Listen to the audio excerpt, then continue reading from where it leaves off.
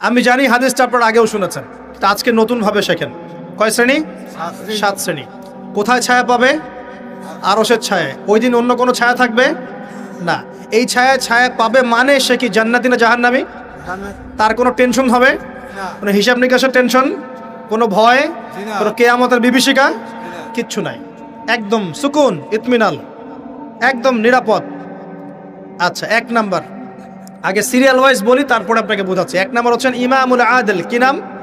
ইমামুন আদিল, মানে ন্যায়পরায়ণ শাসক। ন্যায়পরায়ণ শাসক রাষ্ট্রের শাসক হতে পারে, সমাজের হতে পারে, পরিবারেরও হতে পারে। যেখানে যে দায়িত্বশীল তাকেই তার দায়িত্বশীল বলা হয়। আচ্ছা, 1 নাম্বার ইমামুন আদিল। 2 নাম্বার ওয়াশাবুন, এই যে তুমি যুবক, ওয়াশাবুন যুবক, নাশআ ফি ইবাদাতিল্লাহি তাআলা, যে আল্লাহ পাকের ইবাদতে তার যৌবন বিলিয়ে দিয়েছে। কে সেটা, যুবক না বৃদ্ধ? কি করেছে? আল্লাহর ইবাদতে জীবন যৌবনটাকে বিলিয়ে দিয়েছে। বিলিয়ে দেওয়ার মানে কি? বিলিয়ে দেওয়া মানে কি পার্ট টাইম মুসলিম হওয়া না ফুল টাইম মুসলিম হওয়া? ফুল টাইম মুসলিম। আচ্ছা, সে কি কোরআন হাদিসের অংশ মানবে না পুরোটা মানবে? আলহামদুলিল্লাহ। 3 নাম্বার রজুলুন, এমন ব্যক্তি, কলবুহু, যার কলব, কলব মানে কি? অন্তর, মুআল্লাকুন ফিল মসজিদ, মসজিদের সাথে অন্তর কি থাকে? ঝুলে থাকে। এটা কি সত্যি সত্যি কলিজা ঝুলে থাকে না টান? কি বোঝানো হচ্ছে? মসজিদের সাথে কি টান? ওই যে মোবাইল ফোনের সাথে যেমন হয়েছে আর কি, এখন ওইটাই হয়েছে না মোবাইলের সাথে। এখন রজুলুন কলবুহু মুআল্লাকুম বিল মোবাইল, এখন হয়েছে এরকম যে এমন ব্যক্তি যার অন্তর কি হয়? মোবাইলের সাথে ঝুলে থাকে, থাকে না? সবার, আমার সহ সবার ফোন সার্চ করলে দেখা যাবে যে আমরা লাস্ট হয়তো 1 ঘন্টা 2 ঘন্টা আগে লাস্ট টাইম আমরা হোয়াটসঅ্যাপ চেক করেছি, ফেসবুক চেক করেছি, আমরা ইউটিউব চেক করেছি। কিন্তু যদি আমল নামা দেখা হয়, দেখা যাবে লাস্ট 1 মাসেও কোরআন চেক করে নাই, লাস্ট 2 মাসেও হাদিসের একটা বই খুলে দেখে নাই। আল্লাহ পাক আমাদেরকে বোঝার তৌফিক দান করুন, এইরকম খারাপ বদভ্যাস থেকে বেরিয়ে আসার তৌফিক দান করুন। এখানে 3 নাম্বার, সেই ব্যক্তি যার কলব কোথায় ঝুলে থাকে? মসজিদে, মানে মসজিদের সাথে টান, জামাতে নামাজ পড়ার ব্যাপারে আগ্রহ থাকে। 4 রজুলান, 2 ব্যক্তি। কয় ব্যক্তি? রজুলানে তাহাব্বানি ফিল্লাহ ইজতামা আলাইহি ওয়া তাফাররাকা আলাইহি, 2 ব্যক্তি যারা আল্লাহর জন্য পরস্পরকে ভালোবাসে, একত্রিত হয় আল্লাহর জন্যই, বিচ্ছেদ হয় কার জন্য? আল্লাহর জন্য। আচ্ছা, বুঝাচ্ছি একটু পরে, সিরিয়ালটা বলে নেই। 5 নাম্বার কে? ওয়ারজুলুন, আরেকজন ব্যক্তি, দাত হয়ে ইমরাআতান, যে ব্যক্তিকে কোনো মহিলা ডাকলো। এখানে ডাকলো মানে আসলে জেনার জন্য কি করলো? ডাকলো। দাত হয়ে ইমরাআতান যাত মানসাবিন ওয়া জামাল, যে মহিলার সৌন্দর্য, মানে সৌন্দর্য আছে, খুবই সুন্দরী এবং উচ্চ বংশের কোনো মহিলা বা মেয়ে ডেকেছে জেনা করার জন্য একজন ব্যক্তিকে, আর সে বলছে ইন্নী আখাফুল্লাহ, আমি আল্লাহকে ভয় করি। এ হলো, এ কিন্তু যুবক হতে পারে, যুবকদেরকে এরকম বেশি প্রলোভিত করা হয়। 6 রজুলুন, আরেকজন ব্যক্তি, তাসাদ্দাকা বিসাদাকাতে, সে সদকা করেছে। কি করেছে? সদকা, মানে দান সদকা করেছে। হাত্তা লা তা'লামা শিমালুহু মা তুনফিকু ইয়ামিনুহু, এমনকি তার বাম হাত জানে না ডান হাত কি দান করেছে। ঠিক আছে, এত গোপনে সে দান করে যে তার বাম হাত জানে না ডান হাত কি দান করেছে।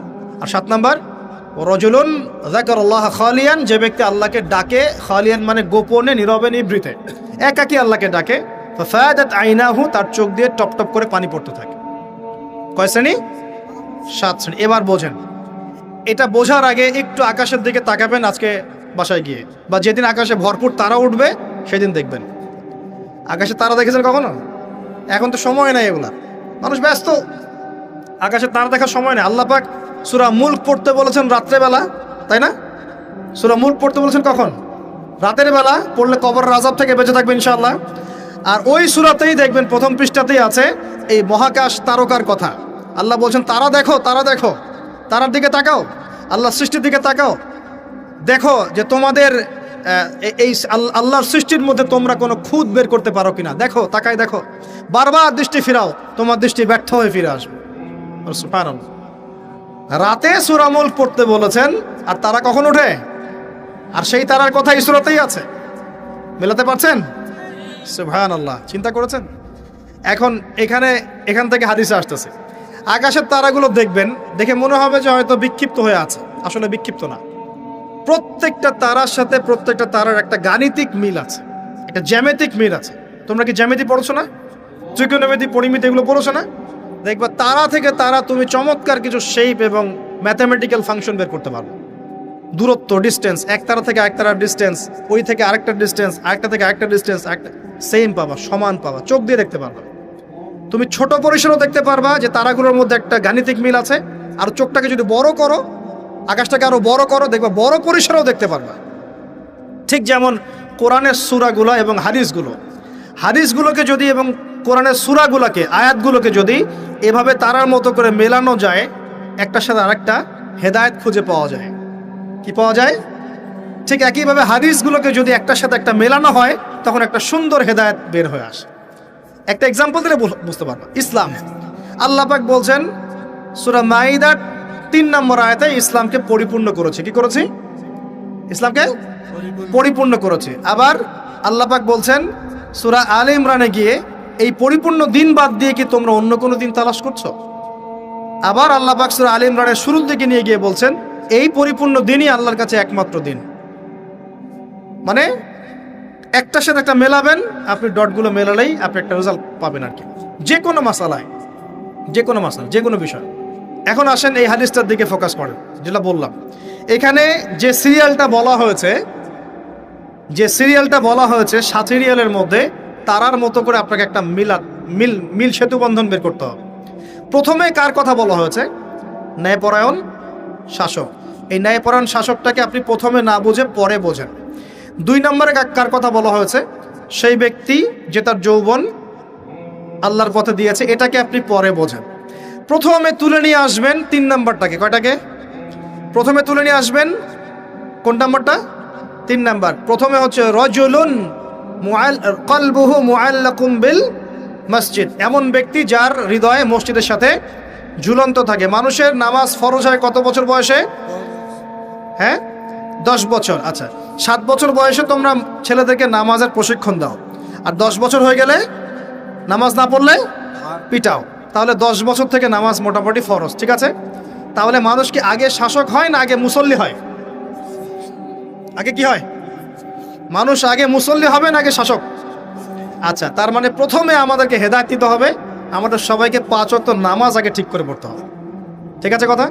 রজুলুন, আমার আপনার অন্তর থাকবে মসজিদের সাথে ঝুলন্ত, মানে আপনি নামাজের ব্যাপারে খুব পাবন্দ হবেন, ইবাদতগুলো আগে ঠিক করবেন। নামাজের পর আরো ইবাদত আছে না? জিকির, আজগার, তাসবিহ, তাহলিল, জ্ঞান অর্জন, হ্যাঁ, আপনার নফল নামাজ, সুন্নত, মুস্তাহাব, অনেক আমল আছে না? এই আমলগুলো হলো আগে। এরপর এই আমলগুলো করার সবচেয়ে সেরা সময় কোনটা? কিশোর বয়স, যৌবনকাল না বার্ধক্য? এই আমলগুলো করার সবচেয়ে উত্তম টাইম কোনটা? কখন সবচেয়ে বেশি শক্তি থাকে, সামর্থ্য থাকে, এনথুজিয়াজম থাকে? কখন, কোন সময়? এবার আপনি 2 নাম্বারটা নেবেন, ওই ব্যক্তি যে তার যৌবন আল্লাহর পথে বিলিয়ে দিয়েছে। বুঝতে পারছেন? এবার ধরতে পারছেন? এখন ইবাদত করার সবচেয়ে সেরা মৌসুম কোনটা? যৌবনকাল। এই যৌবনকালটাকে আল্লাহর পথে বিলিয়ে দেয়া মানে পুরো যৌবনকাল জুড়ে আপনাকে আল্লাহর জন্য ইবাদতগুলো করতে হবে। পারা যাবে ইনশাল্লাহ? এটা হলো আল্লাহর জন্য যৌবন উৎসর্গ করার ব্যাখ্যা। এবার আসেন, যৌবনকালের সবচেয়ে বড় ফেতনা কোনটা? চরিত্র ঠিক রাখা। কোনটা? কথা বুঝতে পারছেন না? এই তো সবাই যুবক, যৌবনকালে সবচেয়ে বেশি সমস্যা হয় কিসে? চোখে। কিসে? চোখে, লজ্জাস্থানে, চোখে, চরিত্রে। এটা স্বাভাবিক। আমরাও যুবক, যৌবনকালে সবচেয়ে বেশি প্রবলেম হয় কিসে? মেয়েদেরকে নিয়ে, চোখের সমস্যা, মনের সমস্যা, চরিত্র হেফাজতের সমস্যা। এই কারণে আপনি এখন এই 7টার মধ্যে এটাকে নেবেন। সেই ব্যক্তি আরশের ছায়া পাবে যাকে কোনো মেয়ে ডেকেছে জেনার জন্য, সে বলেছে আমি আল্লাহকে কি করি? ভয় করি। তার মানে আগে ইবাদত ঠিক করবেন, তারপরে যৌবনকাল আল্লাহর পথে ইবাদত করে কাটাবেন, আর এই যৌবনে সবচেয়ে বেশি কেয়ারফুল থাকবেন চরিত্র হেফাজতের ব্যাপারে। হাদিস বুঝতে পারছেন? আচ্ছা, এবার আসেন, এখন এই চরিত্র হেফাজত করার সবচেয়ে সেরা পদ্ধতি কি? বিবাহ শাদী না? চরিত্র হেফাজত করার সবচেয়ে সেরা পদ্ধতি কি? কারণ মানুষের যৌন চাহিদা আছে, ভালোবাসার প্রয়োজন আছে, আর স্ত্রীর দরকার আছে। যুজ্জিনা লিন-নাস হুব্বুশ শাহওয়াতি মিনান নিসা, মানুষের মধ্যে সবচেয়ে বেশি আকর্ষণ দেওয়া হয়েছে কার প্রতি? নারীর প্রতি। অতএব একজন পুত পবিত্র নেককার মেয়ে আমি চাই, তাই কিনা? আমরা সবাই চাই। এখন এ কারণে এই হাদিসের মধ্যে এটা নেবেন, ওই 2 জন মানুষ কোন দুজন? দুজন ছেলে ছেলেও হতে পারে, দুই মেয়েও হতে পারে, আবার ছেলে মেয়েও হতে পারে, যারা একে অপরকে ভালোবাসে। কার জন্যে? মানে পবিত্র ভালোবাসা, অপবিত্র জেনা নয়, পবিত্র ভালোবাসা। এবং ওই মিলিত হয় আল্লাহর জন্যে। বিচ্ছেদ ঘটে কার জন্যে? আল্লাহর জন্যে। আপনি স্ত্রীকে বাসায় গিয়ে তার সাথে মহব্বত করছেন, আল্লাহর জন্য মিলিত হচ্ছেন, তাই না? আবার যখন আপনি দিনের জন্য বা দিনের কোনো কাজে বা ভালো কোনো কাজে রিজিকের সন্ধানে বের হয়ে যাচ্ছেন, আল্লাহর জন্য ছেড়ে চলে আসছেন, তাই না? তো এই যে দেখেন, চরিত্র হেফাজত করার কথা যেমন এখানে আছে হাদিসে, আবার এটাও আছে চরিত্র কিভাবে হেফাজত করবেন? পবিত্র ভালোবাসার মধ্য দিয়ে। আল্লাহ পাক তৌফিক দান করুন। তো পবিত্র ভালোবাসা কোথায় পাবেন? বিবাহ শাদী করুন। এরপর কি লাগে? এরপর লাগে আমাদের অর্থনীতি। কি লাগে? অর্থনীতি লাগে না? এখানে আছে অর্থনীতির বিষয় শোনেন। রাজুলুন তাসাদ্দাকা বিসাদাকাতিন, এক ব্যক্তি সদকা করেছে, এত গোপনে যে বাম হাত জানে না ডান হাত কি সদকা করেছে। এখানে অর্থনীতির বিষয় নাই। ইসলামিক অর্থনীতির মূল বিষয় হচ্ছে দান, সাদাকা, যাকাত, ব্যবসা, এগুলা। ইসলামিক অর্থনীতির মূল কি? দান, সাদাকা, বিজনেস, ব্যবসা এবং যাকাত। আরও কিছু বিষয় আছে কিন্তু এগুলো মৌলিক। এর বিপরীতে বর্তমান বিশ্বজুড়ে চলমান হারাম অর্থনীতির মূল ভিত্তি হচ্ছে সুদ বা রিবা। সুদ বা রিবা। কোনটা হালাল কোনটা হারাম? সুদ হালাল নাকি ইসলামিক বিষয়গুলো হালাল? তো এখানে এই হাদিসের মধ্যে আপনি অর্থনীতি পেয়েছেন না? তার মানে পরিবার গঠন করার পরে আপনাকে হালাল অর্থনীতির মধ্যে থাকতে হবে। এবং দান সদকা হচ্ছে ইসলামিক অর্থনীতির একটা বেস। এই অংশটুকু আমি শেষে আরেকবার অল্প করে ব্যাখ্যা করবো, আগে শেষ করে দিই। এটা হলো 5। 6 নাম্বার, তাহলে দুনিয়াতে চলার জন্য অর্থনীতির সাথে আর কি সম্পৃক্ত? রাজনীতি। কি সম্পৃক্ত? রাজনীতি। এই কারণে এখানে